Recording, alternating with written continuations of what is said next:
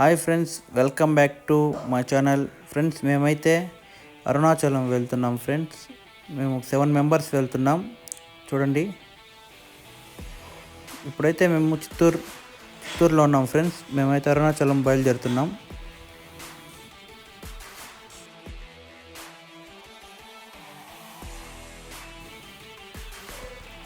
ఇప్పుడైతే మేమైతే రైల్వే స్టేషన్కి వెళ్తున్నాం ఫ్రెండ్స్.